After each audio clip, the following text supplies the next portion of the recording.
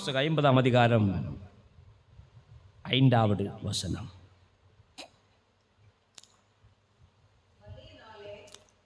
பலியினாலே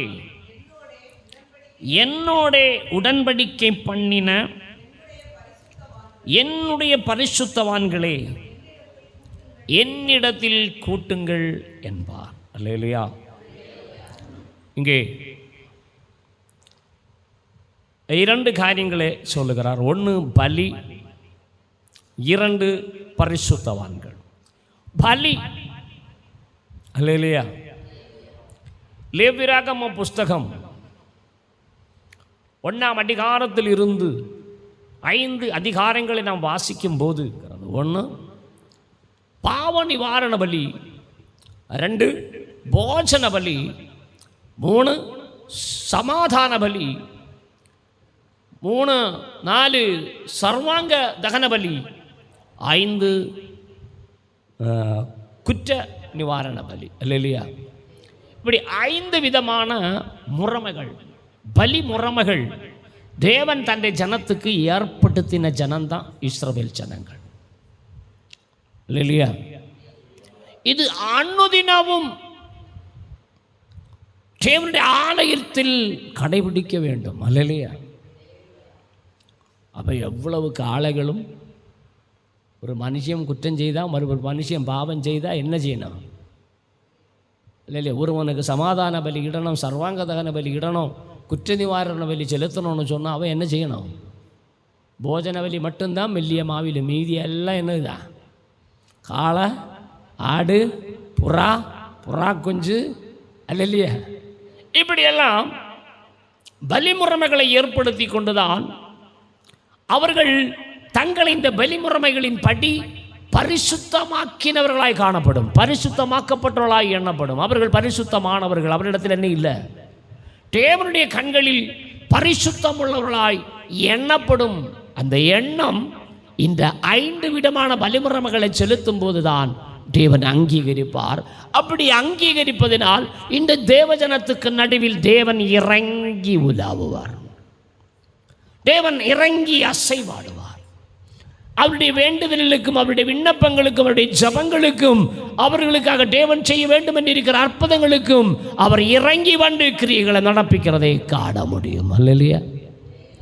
இந்த பிரமாணத்தை கை கொண்டதினால்தான் இஸ்ரவேல் ஜனங்களோடு கர்த்தர் இருந்தார். அல்லேலூயா. அப்ப நம்முடைய வீடுகளில், நம்முடைய குடும்பத்தில், நம்முடைய தேசத்தில், நம்முடைய சபையில் தேவன் உலாவ வேண்டும், தேவன் அசைவாட வேண்டும், தேவனுடைய கிரியைகள் நமக்கு நடைபெற வேண்டும், தேவனுடைய வழிமுறைகள் நமக்கு அவர் வெளிப்படுத்தி தர வேண்டும், தேவனிடத்தில் நாம் வேண்டுதல் செய்கிற அற்புதங்களும் அடையாளங்களும் வல்லமையான கிரியைகளும் வெளிப்பட வேண்டும். அதற்கு பழைய ஏற்பாட்டு காலத்துக்கு தேவன் ஒரு பலிமுறைமையை ஏற்படுத்தி அந்த பலிமுறைமையை கை கொண்டதினால் தேவன் அந்த இடத்தில் உலாவினார் என்றால், இன்று தேவனுடைய பிள்ளைகளாயிருக்கிற நமக்கு நடுவில் அவர் உலாவுவதற்கு நாம் பரிசுத்தமாய் நம்மை பாதுகாக்க வேண்டும். அல்லேலூயா, அல்லேலூயா. அநேகமாயிருக்கிற இந்த 5 பலிமுறைகளையும் அநேகமாயிரமாயிருக்கிற அந்த மக்கள் கை கொள்ளணும்னா சிந்தையிலே பாவம் செய்யாத எத்தனை பேர் உண்டுங்க? சிந்தையில், அல்ல இல்லையா? எத்தனை பேர் உண்டு பாவம் செய்யாதவங்க? நம்முடைய யோசனை, இப்போ நான் ஞானஸ்நானம் எடுக்கணும்னு சொன்னோம், ஆனால் வீட்டில் போய் என்ன செய்கிறீங்க? வீட்டில் போய் யோசனை, நாங்கள் நகை போட்டு தந்தால் எடுப்போம், இல்லைன்னா எடுக்க மாட்டோம். அல்லேலூயா, அல்லேலூயா. யோசனை, முடிவு என்னது? எடுக்க மாட்டோம். அல்லேலூயா, அல்லேலூயா. எடுக்க மாட்டோம் அப்படின்னு தீர்மானிச்சா சில இதுபோல உள்ள ஸ்நானத்துக்கு எடுத்த காரியங்கள், பரிசுத்தாவிங்கிறது பெற்றுக்கொள்ள வேண்டியது நம்முடைய அவசியம். அப்போஸ்தலர்கள் கை வைத்த காலத்தில் எல்லாரும் பரிசுத்தாவியை பெற்றாங்க. ஆனால் எனக்கு ஒரு அப்போஸ்தலனும் கை வச்சு பரிசுத்தாவியை கிடைக்கல. இல்லையா? ஒரு அப்போஸ்தலனே நான் காணல. அல்லேலூயா. எனக்கு அப்போஸ்தலனாக இருந்து கை வைத்த ஒருத்தரோட கையினாலும் எனக்கு அபிஷேகம் வரல. நான் தானாக தான் பெற்றேன். அல்லேலூயா, அல்லேலூயா, அல்லேலூயா. அப்போ பரிசுத்த ஆவியை பெறணும் என்கிறது எவ்வளவு ஜாக்கிரதையோடும் எச்சரிக்கையோடும் நாம் கை கொள்ள வேண்டிய காரியம். அது இல்லாமல் எனக்கு ஒரு சகோதரனை தெரியும், வெப்ராளப்பட்டு எனக்கு அபிஷேகம் வேணும், என் கையினால் நானே எடுத்த ஒரு சகோதரன் தான். ராத்திரி தூக்கம் இல்லை. அல்லேலூயா. ஒரு ராத்திரி முழுதும் தூங்காமல் இருக்கிறது. அல்லேலூயா.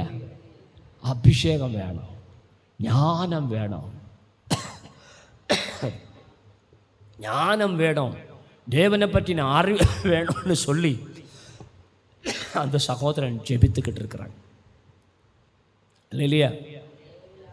ஒரு நாளும் விடிய காலம் ஆகும்போது ஆண்டவர் அழைத்து கூப்பிட்டு ஜெபிக்க வைக்கிறார். இல்லையா? அப்போ ஆண்டவருடைய தொடுதல் அந்த மனுஷனுக்கு வண்டாயிட்டு. இல்லையா?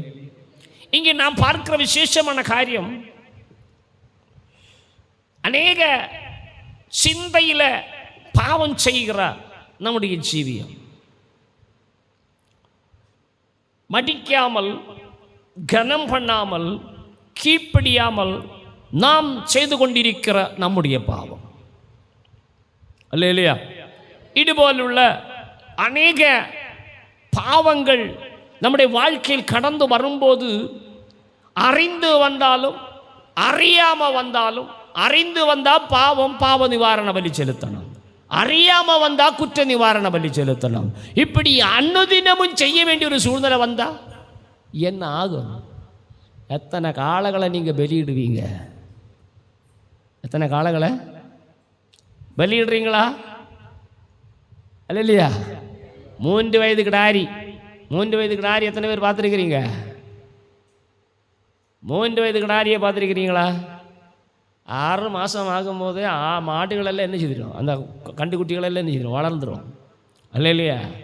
1 வருஷம் 2 வருஷம் கழிச்சுட்டு என்ன, அது பெரிய மாடாக நிற்கும். இல்லையா? அப்போ 3 வயது கிடாரி பலி செலுத்தப்படுவதற்கு தேவன் காளைகளையும் பசுக்களையும் ஆடுகளையும் புறாக்களையும் நமக்காக நியமித்திருக்கிறார். அப்போ நம்முடைய சிந்தனையில், நம்முடைய யோசனையில், நம்முடைய எண்ணங்களில், நம்முடைய புத்தி, இச்சை, விகாரங்களில், நம்முடைய நடக்கையில், நம்ம கொடுக்கல் வாங்கலில், நம்முடைய பேச்சில் எவ்வளவோ தவறுகளை நாம் செய்கிறோமோ அவ்வளவு தவறுகளுக்கு நாம் ஒவ்வொரு நாளும் என்ன செய்யணும்? காளைகளையோ ஆடுகளையோ புறாக்களையோ என்ன செய்யணும்? இது இஸ்ரவேல் ஜனங்களுக்கு கொடுக்கப்பட்டது, நமக்கு இல்லை. இல்லையா? அப்போ நம்முடைய ஜீவியத்தில் ஆவிக்குரியவர்களாய் கடந்து வந்திருக்கிற நம்முடைய ஜீவியத்தில் பாவம் உண்டா? நம்முடைய ஜீவியத்தில் எது எது பாவம் நாம் வகையறுத்து புரிந்து கொள்ள வேண்டும். இந்நாட்களில் சிறு பிள்ளைகளாய் அல்ல, வளர்ந்து தேறினவர்கள காலத்தை பார்த்தால் போதகர்களாய் இருக்க வேண்டிய சூழ்நிலையில் நம்ம இருக்கிறோம். ஆனால் இன்னும் குழந்தைகளைப் போல நாம் நடந்து கொண்டிருக்கிறோம். அப்படி இருக்க நம்முடைய ஜீவியத்தில் அவ்விதமாய் எத்தனை காலம், மோசையின் நியாயப்பிரமாண காலத்தில் இருந்து ஏறக்குறைய கிறிஸ்து இயேசுனுடைய பிறப்பு வரையும் உள்ள காலம் வரைக்கும் இதற்கு நடுவில் பலிமுறைமைகள் முடங்கி போன அனுபவங்கள் உண்டு. ஆலயம் இடிக்கப்பட்டு அது ஒன்றும் செய்யாமற் போன காலங்கள் உண்டு. இதெல்லாம் அங்கே நடந்தது. ராஜாக்களின் காலங்களில் அப்படிப்பட்ட பலிமுறைமைகள் ஒன்றும் இல்லாமல் அந்நிய தேவர்களுக்கு ஆராதனை செலுத்தி கொண்டு தேவ கோபத்தை ஊட்டி தேவ ஆலயத்திலே அந்நிய விக்கிரகங்களை கொண்டு வந்து வைத்து விட்டு, இல்லையா? அந்நிய விக்கிரகங்களை எங்கே கொண்டு வந்திருக்கு? தேவனோட ஆலயத்தில் கொண்டு வந்திருக்கு. இந்த அந்நிய விக்கிரகம் என்ன தெரியுமா? கடுகு. கடுகு என்ன செய்கிறது? இல்லையா? நாள் பார்க்கறது, குறி கேட்கறது. ஜபம் பண்ண மாட்டாங்க, குறி கேட்க நடப்பாங்க. அல்லையா? அதுக்கு குறி சொல்கிறதுக்குள்ள ஊழியக்காரங்களும் உண்டு. அல்லையா?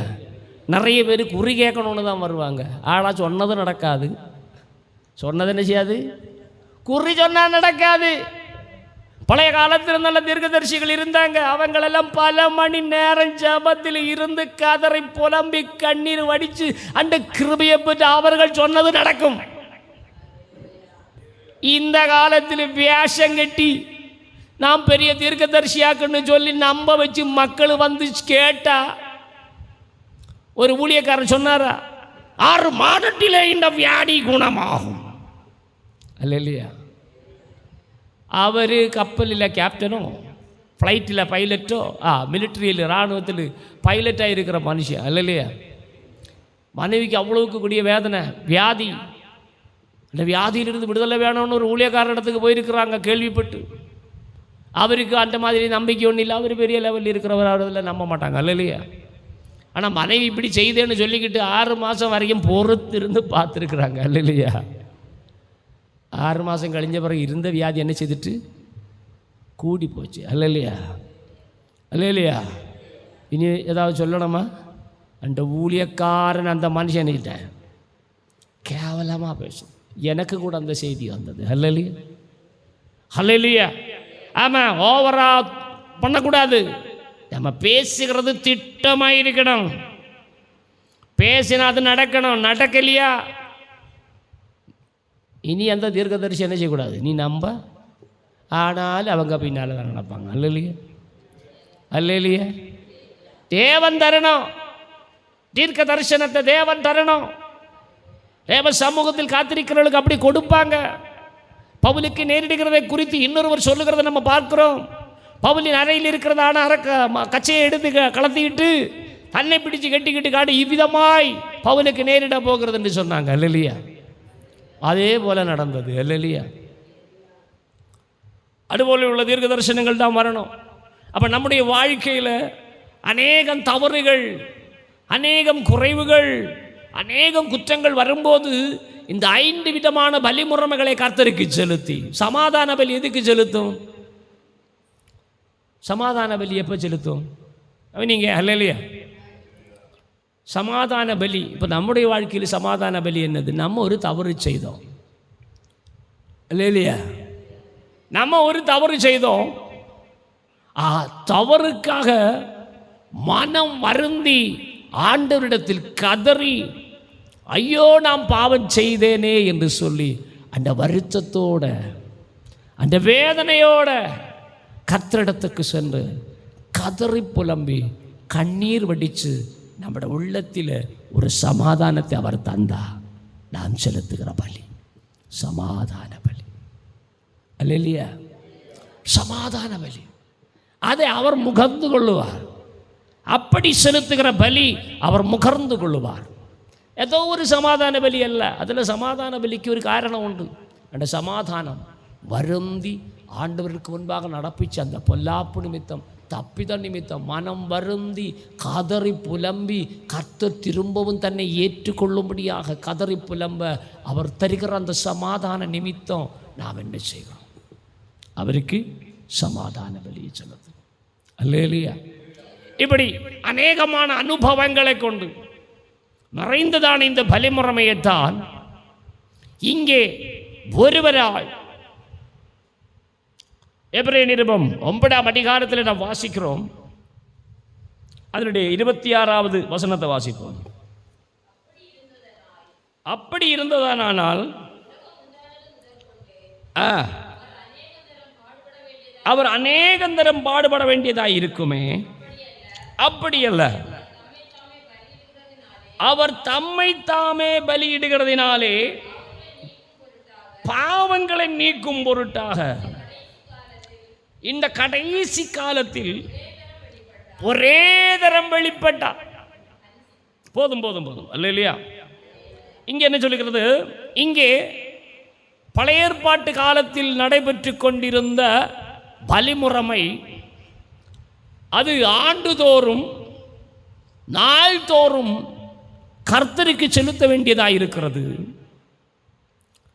நாள்தோறும் நடத்தணும். பரிசுத்த ஸ்தலத்தில் செலுத்த வேண்டியது பரிசுத்த ஸ்தலத்தில், ஆண்டுக்கு ஒரு முறை மகாபரிசுத்த ஸ்தலத்தில் செலுத்த வேண்டியது மகாபரிசுத்த ஸ்தலத்திலும் செலுத்தப்பட வேண்டும். அல்லையா?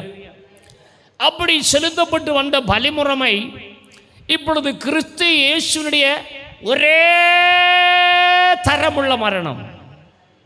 அங்கே அநேக காளைகளையும் ஆடுகளையும் புறாக்களையும் புறா குஞ்சுகளையும் அடித்து கொண்டு அனுதினமும் செலுத்தப்பட்டு வந்த பாவ நிவாரண பலி, குற்ற நிவாரண பலி, சமாதான பலி, போதன பலி, சர்வாங்க தகன பலி என்கிற அந்த பலி முறைமைகளை எல்லாம் இப்பொழுது கிறிஸ்து இயேசு ஒருவனுடைய மரணத்தினால் அது என்ன செய்யப்பட்டது? நீக்கப்பட்டது. இப்போ உங்களுக்கு என்ன இல்லை? ஏன்னா கொழுப்பெல்லாம் உலகத்தில் கொழுப்பு என்ன செய்துட்டு, நம்ம இதை இப்போ தான் வந்திருக்கிறோம்.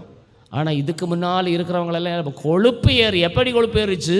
அப்படிப்பட்ட பலிமுறைகள் இருந்த காலம் இப்பொழுது இஸ்ரவேல் ஜனங்களுக்கு இல்லை என்று அவர்கள் கதறிட்டு இருக்கிறாங்க. அதனால் தேவகரன் தங்களுக்கு இன்னும் வெளிப்பட வேண்டியபடி வெளிப்படவில்லை என்று அவர்கள் கதறி கொண்டிருக்கிறாங்க. தேவனுடைய ஆலயம் இடிக்கப்பட்டு AD 70 கிறிஸ்து இயேசுடைய தீர்க்க தரிசனத்தின்படி இடிக்கப்பட்ட காலம் முதற்கொண்டு இந்நாள் வரையும் அந்த ஆலயம் இல்லையே என்று அவர்கள் கதறிக்கொண்டிருக்கிறாங்க. அந்த பலிமுறைகளை இப்பொழுது நாங்கள் செலுத்தாமல் போனபடியினால் ஐயையோ, நாங்கள் தேவனுக்கு விரோதமாய் பாவம் செய்து எங்களுடைய பாவம் அதிகரித்து எங்கள் ஆலயத்தை, ஆண்டவருடைய ஆலயத்தை அவரே இடித்து போடத்தக்கதாய் ஒப்பு கொடுத்தாரு. மீட்டெடுக்கணும்னு அவங்க போராடிட்டு இருக்கிறாங்க. இஸ்ரவேல் ஜனங்கள் அந்த ஆலயத்தை மீட்டெடுக்கணும். அடும் ஆலயம் இருந்த இடத்தில் இன்னைக்கு அல்-அக்ஸா என்கிற ஒரு மசூதி இருந்து கொண்டிருக்கிறது. அந்த மசூதி முஸ்லிம்களுடைய மசூதி. அந்த இடத்தில் தேவனுடைய ஆலயத்தில் ஒரு சுவர் இருக்கிறதா, மீதியாக இருக்கிற ஒரு சுவர். அந்த சுவரிலே தலையிடிச்சு கொண்டு கதறிட்டு இருக்கிறாங்க, எப்பொழுது எங்கள் ஆலயத்தை நாங்கள் திரும்ப மீட்போம். ஆனால் கர்த்தருடைய வாக்குத்தத்தம் உண்டு, அது அங்கே நிலவரப்படுத்தப்படும், திரும்பவும் ஸ்திரப்படுத்தப்படும். தேவனுடைய ஆலயம் திரும்ப அந்த இடத்தில் ஸ்தாபிக்கப்படும் என்கிற வாக்குத்தத்தத்தை நம்பி அவர்கள் போராடிட்டு இருக்கிறாங்க. ஆனால் இப்பொழுது அந்த பலிமுறைகள் எல்லாம் போய்விட்டது. இங்கே ஒரு பலி நமக்காக ஆயத்தமாக்கப்பட்டது. அல்லேலூயா. அந்த பலி என்ன? அல்லேலூயா, அல்லேலூயா. 1 யோவான் அதனுடைய 2ஆம் அதிகாரம் 1-2 படிங்க. என் பிள்ளைகளே, நீங்கள் பாவம் செய்யாதபடிக்கு இவைகளை உங்களுக்கு எழுதுகிறேன். ஒருவன் பாவம் செய்வானானால் நீதிபரராயிருக்கிற இயேசு கிறிஸ்து நமக்காக பிதாவினிடத்தில் பரிந்து பேசுகிறவராயிருக்கிறார். நம்முடைய பாவங்களை நிவர்த்தி செய்கிற கிருபாதார பலி அவரே. நம்முடைய பாவங்களை மாத்திரமல்ல, சர்வலோகத்தின் பாவங்களை நிவர்த்தி செய்கிற பலியாயிருக்கிறார். அல்லேலூயா. ஒரு பலி. அந்த பலி யாரு? நம்முடைய கர்த்தராகிய இயேசு கிறிஸ்து. அநேகம் தரம் காளைகளையும் ஆடுகளையும் புறாக்களையும் புறா குஞ்சுகளையும் வெட்டி செலுத்துகிற இரத்தம் அது நிறுத்தலாக்கப்பட்டு தேவனே மாம்சத்தில் வெளிப்பட்டு கிறிஸ்து இயேசுவே நமக்காக கிருபாதார பலியாய். 1 பேதுரு 2:24 எழுதப்பட்டிருக்கிறது, நாம் பாவங்களுக்கு செத்து நீதிக்கு பிழைத்திருக்கும்படியாக அவர் தாமே தம்முடைய சரீரத்திலே நம்முடைய பாவங்களே சிலுவையின் மேல் சுமந்தார். அவருடைய தழம்புகளால் குணமானீர்கள். நம்முடைய பாவங்களை எல்லாம் கிறிஸ்து இயேசுவானவர் இந்த பூமியில் நடப்பித்துக் கொண்டிருக்கிற மீட்புக்குரியவர்களாய் இருக்கிற அத்தனை பேரும் இந்த பூமியில் இன்னும் பறக்கவில்லை. பறந்திருக்கிற அத்தனை பேரை இன்னும் பறக்க இருக்கிற மீட்புக்குரியவர்களை மீட்டெடுக்கும் காலம் வரைக்கும் இந்த இரத்தமானது, இந்த கிருபாதார பலியானது மனுஷனே அனுதினமும் மீட்புக்கென்று வழி நடத்தி கொண்டிருக்கிறது. அல்லேலூயா. இந்த இஸ்ரவேல் ஜனங்களுக்கு கொடுக்கப்பட்ட சட்டத்திட்டங்களை உடைத்து நீக்கி தன்னுடைய இரத்தம் கொண்டு மனுக்குலத்தை மீட்டெடுக்கிற ஒரு புதிய அனுபவம், பாவங்களை நீக்கி நம்மை சுத்திகரிக்கிற ஒரு புதிய அனுபவம் கிறிஸ்து இயேசுனுடைய சிலுவையின் மரணத்தினாலே நாம கொண்டு பண்ணியிருக்கிறார். அல்லேலூயா.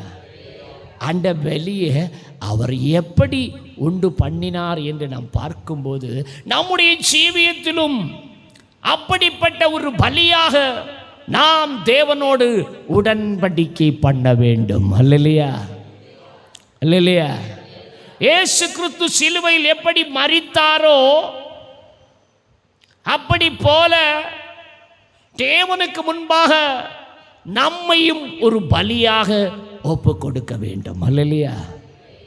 அந்த பலியை குறித்து பிலிப்பியா நிருபம் அதனுடைய 2ஆம் அதிகாரம் 6வது வசனத்திலிருந்து நம்ம வாசிக்கிறோம்.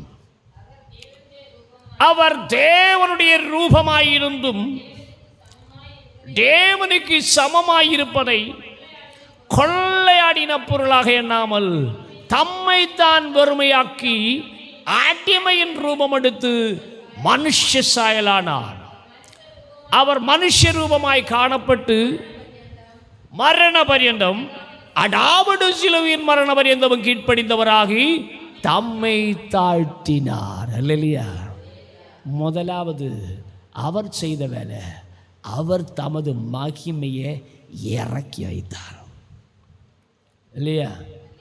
தன்னுடைய மகிமையை இறக்கி வைத்தார். தன்னை நியாயப்பிரமாணத்துக்கு உட்பட்ட ஒரு மனுஷனாக மாற்றினார். அல்லேலூயா. அப்படி இத்தனை பேர் கவனிக்கிறீங்க? சந்தோஷமா ஒரு அல்லேலூயா சொல்லுவோமே. அல்லேலூயா. தன்னுடைய மகிமையை முதலாவது தன்னை விட்டு அகற்றினார். இங்கே வந்திருக்கிற நமக்கு நிறைய மகிமைகள் உண்டு. என்ன மகிமை? இல்லையா? இப்பெல்லாம் முன்னால் ஒரு பியூட்டி பார்லர் பார்க்குறதுக்கு நாகர்கோயிலுக்கு போனோம். இப்போ வீட்டு முற்றத்தில் வரைக்கும் என்னது? வீட்டு முற்றத்து வரைக்கும் என்னது? இல்லையா? கொஞ்சம் மீசை முளைச்சிருந்தா அந்த மீசையெல்லாம் என்ன செய்யுது? இல்லை, என்ன நேற்று ஆளை பார்த்தேன். இல்லையா? அதுக்கு என்னமோ ஒரு பேரை சொல்லுவாங்க. அதை சொல்லி அப்படி பண்ணியிருக்கு. புரிகமெல்லாம் என்ன த்ரெட்டிங் இல்லையா? முடியெல்லாம் இப்படி இப்படி இப்படி எப்படின்னா ஒரு 4-5 முடி என்ன செய்யணும்? இங்கே இருக்கணும். இந்த பின்னால் இருக்கிற முடி அப்படி இப்படி பூமாலை சாத்தி இருக்கிறது போல் என்ன செய்யணும்? எப்படி இருக்கணும்? அதுக்கெல்லாம் அழகு படுத்துறதுக்கு போய் 800, 2000, 5000 கொடுத்துக்கிட்டு இருக்கு. இல்லையா? அது ஒரு மகிமை. 2வது மகிமை அலங்காரம். அல்லேலூயா. அல்லேலூயா. பயங்கர அலங்காரம். என்ன அலங்காரம்? உடுத்தா பனாரஸ் சாரி தான் உடுப்பா, இல்லாட்டா காஞ்சிபுரம் பட்டு தான் உடுப்பான், இல்லாட்டா அதிலும் விலை கூட்டின சாரி தான் உடுப்பான். ஆளுகள் பார்த்தா என்ன செய்யணும்? தன்னை கண்டா எப்படி இருக்கணும்? அல்லேலூயா. ஒரு பவன் நகைக்கு இன்னைக்கு 1,00,000 ரூபா, 1,04,000 ரூபா. அல்லேலூயா. ஆனால் நகை வாங்குற லஹரி என்ன செய்யல? லஹரி மாறல. 1,00,000 ஆனா என்ன, 5,00,000 ஆனா என்ன, நாங்கள் என்ன செய்வோம்? இப்படி தனக்கு மகிமையாய் தோன்றுகிற அத்தனையும் பலியாக மாறுவதற்கு நாம் என்ன செய்யணும்? அங்கே அதான் விஷயம். இதில் நீங்கள் நகை போடக்கூடாது, நல்ல ஊனி விடுக்கக்கூடாதுன்னு ஒன்றும் வார்த்தை கிடையாது. இல்லையா? ஆனால் தேவனுக்கு நீங்கள் என்ன செய்யணும்? அவர் உங்களுக்கு பலியாக மாறினார். என்ன செய்தார்? தேவனுடைய மகிமையான அத்தனை தோற்றத்தையும் அவர் என்ன செய்தார்? அவர் எப்படிப்பட்டவர் தெரியுமா? முகம் சூரியனை போல வல்லமையாய் பிரகாசிக்கிறவர். வெளிப்படுத்தல் புஸ்தகம் 1ஆம் அதிகாரத்தில் நம்ம பார்க்கும்போது தரித்து மார்பில் பொற்கச்ச கட்டி முகம் சூரியனை போல வெண்மையாயிருந்து தலை சிரசும் தலைமயிரும் வெண்பஞ்சை போலவும் உறைந்த மழையை போலவும் வெண்மையாயிருந்து உலையில் இருக்கிற வெங்கலம் போன்ற பாதங்களுடையவராயிருந்து இப்படிப்பட்ட மகிமையோடு இருக்கிற தேவன் நம்மை போல சாதாரணமான பாடுள்ள ஒரு மனுஷனை, அவர் ஏதோ பெரிய ராஜகொட்டாரத்தில் பிறந்தவரை போல, ஒரு ராஜாவுக்கு பிறந்தவரை போல வெறும் ஒரு தச்சனுக்கு குமாரனாய், தச்சன் ஆசாரிக்கு மகனாய் பிறந்தவர். நம்ம அவ்வளோ பெருசாக அவரை நினைக்க விடவோ, அவரெல்லாம் பெரிய ராஜகொட்டாரத்தில் வாழ்ந்து வளர்ந்தவர், நமக்காக சிலுவைக்கு ஒப்பு கொடுத்தாருன்னு சொல்லக்கூடாதுன்னு தான் அவர் ஏற்றவும் ஏழ்மையான கலிலேயா தேசம். அது ஒரு ஈனமான தேசம். யூதர்கள் தான் இருக்கிறார். படிப்பறிவில்லை கல்லாதவர்கள், படிப்பறிவில்லாத கல்லாத ஆளுகள் எல்லாம் எப்படி இருப்பாங்க? சீர்கேடாக நடப்பாங்க, ஒழுங்கீரமாக நடப்பாங்க, சகல பொல்லாப்பும் செய்யும், சகல தீமையும் செய்யும், சகல பாவம் செய்யும். அந்த கூட்டத்துக்கு நடுவில் ஒரு சாதாரண தச்சனுக்கு மகனாய் பிறந்தவர் இயேசு. அல்லேலூயா. தன்னை ஒரு பெரியவனாக்கி கொள்வதற்கு அவர் நினைக்கல, தன்னை ஒரு சாதாரணமானவனாக்கி. தேவனாயிருந்தும், தேவனுக்கு சகலத்தையும் செய்ய வல்லமை இருந்தும், அந்த வல்லமையெல்லாம் உதறி ஒரு சாதாரண ஸ்திரீயினிடத்தில், ஏன் தன்னுடைய பரிசுத்தவான்களுக்கு காட்சி அளிப்பதற்கென்று தாம் அடிக்கடி ஒரு ரூபத்தை எடுத்துக்கொண்டு, மனுஷ ரூபத்தை எடுத்துக்கொண்டு வருவாரே, அந்த மனுஷ ரூபத்தில் கூட அவர் இந்த பூமியில் பிறக்காமல் புதிய ஒரு ரூபம், நம்மை போல பாடுள்ள மனுஷனாய், ஆவியில் எளிமையான மனுஷனாய். வேதம் சொல்லுகிறது, ஆவியில் எளிமையுள்ளவர்கள் பாக்கியவான்கள். அல்லேலூயா. அந்த எளிமையை தரித்து கொண்டார், அந்த எளிமையை தரித்து கொண்டார். நம்மை போல பாடுள்ள மனுஷனாயிருந்து நாம் படுகிற பாடுகள் போல இந்த பூமியில் அவர் பாடுகளை பட்டு நமக்கு எவ்விதத்திலும் உதவி செய்ய வல்லவராயிருக்கிற ஒரு சாதாரண மனுஷனாய் சிலுவைக்கு தன்னை ஒப்பு கொடுத்தார்.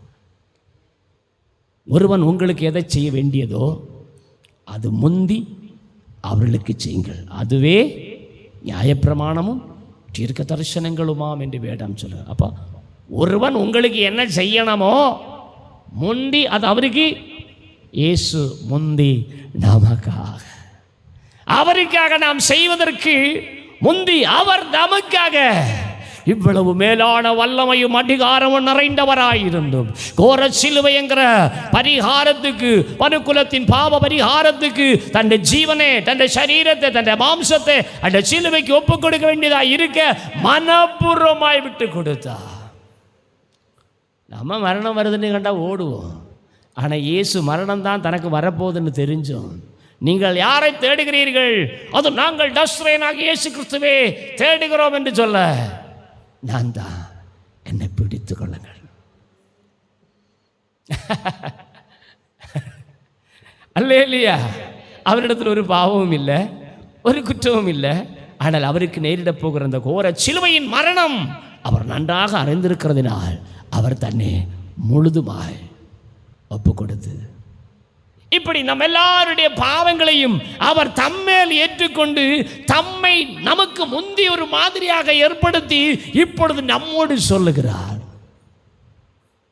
நாம் அவருக்கு பலியாக மாற வேண்டும். எப்படிப்பட்ட பலி? தன்னுடைய மகிமையே உதறின, தம்மை தாமே வெறுமையாக்கின, ஒரு மனுஷனுடைய கால்களை கழுவத்தக்கதாக தன்னை தாழ்த்தினார். தன்னை 12 சீஷருடைய பாதங்களையும் கழுவத்தக்கதாக ஒரு தெய்வம். பேதுரு கூட திணறுகிறான், ஐயோ ஆண்டவரே, நான் உம்முடைய பாதங்களை கழுவ வேண்டியதா இருக்க, நீர் என் பாதங்களை கழுவலாமோ? இல்லை பேதுருவே, நான் இப்போ செய்கிறது என்னன்னு உனக்கு புரியாது. அல்லையா, நான் உன் கால்களை கழுகாவிட்டா உனக்கு இந்த பாத்திரத்தில் என்ன இல்லை பாங்க. ஓ, அது கேட்ட உடனே ஐயோ ஆண்டவரே, அப்படியான என்ன செய்கிறோம், என் சிரசும் தலை எல்லாம் செய்கிறோம். முழுது மூழ்கினவன் இன்னும் மூழ்க வேண்டுவதில்லை, ஆனாலும் அவன் தன் பாதங்கள் கழுக வேண்டியதாக இருக்குமே. அப்படி தன்னை வெறுமையாக்கி கொண்டு ஒரு தேவன் மனுஷனாக இருக்கிற தன்மையில் அவருக்கு நமக்கு தெரியும், அவர் தேவன் தான். இந்த பைபிளில் 4 சுவிசேஷங்களை படித்தா தெரியும், இவர் தேவன். எந்த எக்ஸ்கியூஸும் கிடையாது. ஏன்னா அவர் தேவன் செய்யக்கூடிய காரியத்தை தான் அவர் செய்தார், அதனால் அவர் தேவன். அல்லையா, அந்த தேவன் ஒரு சாதாரண மனுஷன் பாதங்களை தழுத்தக்கதாய் தன்னை அவ்வளவாய் தாழ்த்தி தம்மை தாமே வெறுமையாக்கி அடிமையின் ரூபம் கச்சி எடுத்து கட்டி சீஷருடைய பாதங்களை கழுவத்தக்கதாய் அடிமை. பிதாவின் சித்தம் இதுதான் என்பதை நன்றாய் அறிந்த பிற்பாடு அந்த சித்தத்துக்கு தன்னை ஒப்பு கொடுக்குவது லேசம். உங்க நம்ம யோசித்துக்கிட்டு இருக்கிறோம், நகை களத்தை எடுக்கிறதா இல்லை, ஸ்நானம் வேணுமா, நம்ம ஸ்நானம் எடுத்தால் பெந்தகோஸ்து ஆயிருமே, பெந்தகோஸ்துன்னு சொல்லுவாங்களே, அப்படி பண்ணுவாங்களே, எப்படி பண்ணுவாங்களேன்னு சொல்லிக்கிட்டு பரிகாசம் பண்ணிக்கிட்டு இருக்கிறோம் இல்லையா? ஆனால் அவர் வெறுமையாக்கினார், அடிமை என்று தன்னை தாழ்த்தினார். பிதாவின் சித்தம் தன்னை வாழ்க்கையில் நிறைவேற்றி முடிப்பதற்கு தன்னை முழுவதுமாய் தாழ்த்தினார். உலகம் தன்னை நிந்தித்தது, பழித்தது, தூஷித்தது, குறை சொன்னது. சிலுவையின் மரணத்தில் சிலுவையில் நின்று துடிக்கும் போது கூட அநேகர் பரிகாசம் பண்ணினார்கள், அநேகம் குற்றம் சாட்டினார்கள், அநேகர் அவருக்கு விரோதமாய் பேசினார்கள். அல்லேலூயா. குடிக்க தாகித்த போது குடிக்கிறதுக்கு காடியிலே தோய்த்த ஒரு துணித்துண்டை அவருக்கு கொடுத்த. அவருக்கு அது தாக நிமித்தம் குடிக்கவும் வேணும், ஆனா அது கசந்த காடியா இருக்கிறது நிமித்தம் மனமில்லாமல் கூட அதிலிருந்து உரிந்து குடித்தார் என்று வேண்டாம். இவ்வளவுக்கு கொடுமையை தான், இவ்வளவுக்கு வேதனையை சகித்து அந்த கோரச்சிலை நமக்காய் ஜீவன் தந்த அந்த இயேசுவின் வார்த்தைகளுக்கு நாம் செவி கொடாமலும் கீழ்ப்படியாமலும் எதிர்த்து முரட்டாட்டம் பண்ணி செயல்படும் போது அவர் எவ்வளவாய் வருந்துவார், அவர் எவ்வளவாய் துக்கப்படுவார். இன்னும் அவருடைய கட்டளைகளை மீறி நடக்கிறீர்கள், அவருடைய கற்பனையை மீறி நடக்கிறீர்கள், அவருடைய வார்த்தைக்கு செவி கொடாமல் இருக்கிறீர்கள், அவர் எவ்வளவாய் வருந்துவார். தேவ பிள்ளை, அவரை போல ஒரு பலியாக நீ மாறணும். அந்த பலியினாலே அவர் எப்படி பலியானாரோ அதே சிலுவையின் மரணத்தை அல்ல, இப்பொழுது நமக்கு சிலுவை அவர் தந்திருக்கிற கற்பனைகளும் கட்டளைகளும் நியாயங்களும் சட்டதிட்டங்களும் தான். அவைகளை கை கொள்ளுவதற்கு உங்கள் ஜீவியத்தில் எது தடையா இருக்கிறதோ அந்த தடைகளை எல்லாம் உதறி, பிரதிகூலமாயிருக்கிற சூழ்நிலைகளை எல்லாம் என்ன செய்யணும்? விலக்கி நாம் கர்த்தருடைய சித்தம் செய்ய நம்மை ஒப்பு கொடுக்க வேண்டும். அப்படி எவர்கள் ஒப்பு கொடுத்து தேவனோடு உடன்படிக்கை செய்கிறார்களோ, பலியினாலே என்னோட உடன்படிக்கை பண்ணின என்னுடைய பரிசுத்தவான்களை கூட்டுங்கள் என்பான். அல்லேலூயா. அப்படி அந்த பலியினால உடன்படிக்கை செய்யணும், அந்த பலியாகவும் மாறணும், அந்த பலியினால உடன்படிக்கை செய்யணும். அந்த உடன்படிக்கை தான் ஞானஸ்நானம். நாம் கடைசியாக வாசித்து முடிப்போம். 1 பேதுரு அதனுடைய 20 வாசிப்போம்.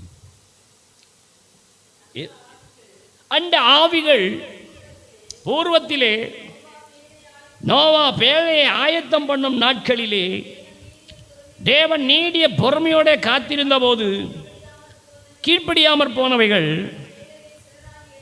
அந்த பேழையிலே சிலராக 8 பேர் மாத்திரம் பிரவேசித்து ஜலத்தினாலே காக்கப்பட்டார்கள். அதற்கு ஒப்பனையான ஞானஸ்நானமானது மாம்ச அழுக்கை நீக்குதலாயிராமல் தேவனை பற்றும் நல் மனசாட்சியின் உடன்படிக்கையாயிருந்து இப்பொழுது நம்மையும் இயேசு கிறிஸ்துவினுடைய உயிர்த்தெழுதலினால் ரட்சிக்கிறது. அல்லேலூயா. நல் மனசாட்சியின் உடன்படிக்கை, நல் மனசாட்சியின் உடன்படிக்கை. உடன்படிக்கை தான் ஞானஸ்நானம். சும்மா ஏதோ கடமைக்கு பாஸ்டர் யாரோ சொன்னதுக்காக போய் ஸ்நானம் எல்லாம் எடுக்கக்கூடாது. இல்லையா? ஏதோ ஒரு பிரசங்கத்தை கேட்டு நான் ஞானஸ்நானம் எடுக்கணும் ஓடி போய் ஞானஸ்நானம் எடுக்கக்கூடாது. நல்ல தெளிவாக அறிந்துக்கிட்டு, இல்லையா, நான் ஞானஸ்நானம் என்னன்னு பழகிக்கிட்டு புரிஞ்சுக்கிட்டு, ஞானஸ்நானத்தினுடைய அர்த்தம் என்ன, ஆழம் என்ன, இது எதுக்காக ஞானஸ்நானம் எடுக்கிறோம் என்கிறதையெல்லாம் நல்லா புரிந்து அவரை போல மாறணும். நம்மளோட சுய புத்தி தன் செய்கைக்கு ஒன்றும் என்ன செய்யக்கூடாது, இடம் கொடுக்க கூடாது. தேவன் என்ன சொல்லுகிறாரோ அதின்படி செய்யணும். அதின்படி செய்தா கானாவூரிலே கல்யாண வீட்டில் கச்சாடியில் நிரப்பின தண்ணீர் என்ன ஆயிட்டு, அடிக்க ருசியுள்ள திராட்சரசமாய் மாறிட்டு. உன் ஜீவியத்தில் கசப்பா, உன் வாழ்க்கையில் இன்னும் மேன்மை காணவில்லையா, உன் வாழ்க்கையில் இன்னும் ஆசீர்வாதம் ஒன்றும் இல்லையா, நீ விரும்புகிறது ஒன்றும் வாழ்க்கையில் கர்த்தர் உனக்கு செய்யவில்லையா, நான் அவரை ஆராதிச்சு நான் அவரை தொழுது கொண்டு நான் விரும்புகிற காரியங்கள் ஒன்று எனக்கு அவர் செய்யவில்லை என்று நீ சொல்லிக் கொண்டிருக்கிறாயா? இதோ உனக்கு முன்பாக கர்த்தர் தன்னுடைய வார்த்தையை தந்திருக்கிறார். பலியினாலே நீ என்னோடு உடன்படிக்கை பண்ணு, என்னோடு நீ உடன்படிக்கை பண்ணு, உடன்படிக்கை பண்ணு. நான் என்ன செய்ய சித்தமாயிருக்கிறதா அதை செய்வதற்கு நீ உன்னை ஒப்புக்கொடு. மனப்பூர்வமாய் ஒப்புக்கொடு. மனப்பூர்வமாய் ஒப்பு கொடுத்தவர்களை குறித்து தான் சங்கீதம் 118 சொல்லி கர்த்தர் நம்ம ஆசிப்பிக்கிற தேவனாய் இருக்கிறார். பண்டிகை பலியே கொண்டு வந்து பலிபீடத்தின் கொம்புகளிலே கயிறுகளால் கட்டுங்கள். உடன்படிக்கை பண்ணுகிறவர்கள் எல்லாம் பலிபீடத்தின் கொம்புகளிலே கயிறுகளால் அவரோடு கூட்டி இணைக்கப்பட்டு கட்டப்பட்டு வருகிறீர்கள். அல்லேலூயா, அல்லேலூயா. அப்படி கட்டப்பட்டவளாய் மாறுவோம். தேவன் விரும்புகிற அந்த பலியாய் நாம் மாறி ஒரு ஆவியில் எளிமை எடுத்துக்கொண்டு, அல்லேலூயா, தனக்கு இருந்த தேவனோடு இருந்த அந்த மகிமையை இழந்து கொண்டு அதெல்லாம் விட்டு தேவனுக்கு சமமாயிருப்பதை கொள்ளையாடின பொருளாக எண்ணாமல் தம்மைத்தாமே நியாயப்பிரமாண சட்டத்திட்டங்களுக்கு உட்பட்ட ஒரு சாதாரண மனுஷனாய் தம்மைத்தாமே வெறுமையாக்கி அடிமையின் ரூபம் எடுத்து மரணபரியந்தம், அதாவது சிலுவையின் மரணபரியந்தம் கீழ்ப்படிந்தவராய் தம்மை தாழ்த்தினது போல கீழ்ப்படிந்து தன்னை தாழ்த்துங்கள். அப்படியானால் கர்த்தர் உங்களை அங்கீகரிப்பார், கர்த்தர் உங்களை பரிசுத்தப்படுத்துவார், கர்த்தர் உங்களோடு கூட இருப்பார். நீங்கள் உலாவும் இடங்களில் உங்களோடு உலாவுவார், நீங்கள் குடியிருக்கும் இடங்களில் அவரும் குடியிருப்பார். ஹல்லேலூயா.